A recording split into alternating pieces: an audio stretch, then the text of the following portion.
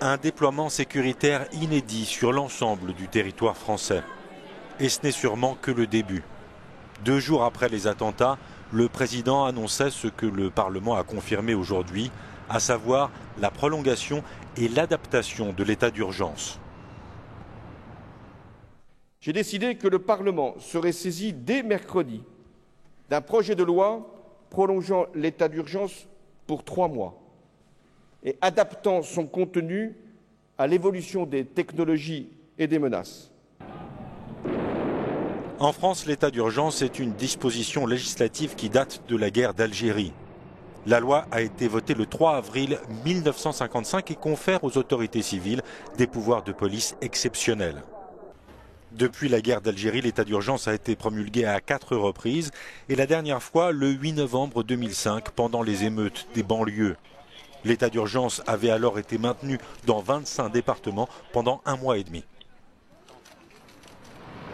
La réforme de la loi de 1955 prévoit d'élargir le régime des assignations à résidence à toute personne soupçonnée de constituer une menace à l'ordre public. Par ailleurs, les personnes assignées à résidence pourraient se voir interdire le droit de se réunir. L'état d'urgence permet de procéder à des perquisitions sans passer par l'autorité judiciaire. La réforme de la loi prévoit de protéger de cette disposition les locaux des magistrats, des journalistes et des parlementaires.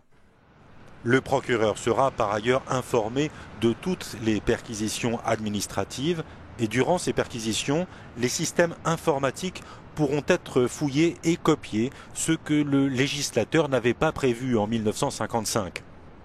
L'état d'urgence maintient au préfet la possibilité d'instaurer un couvre-feu, d'annuler des spectacles ou de dissoudre des associations pour des raisons de sécurité. Enfin, la réforme de la loi sur l'état d'urgence prévoit de supprimer les dispositions qui permettaient en théorie de prendre le contrôle de la presse et la radio.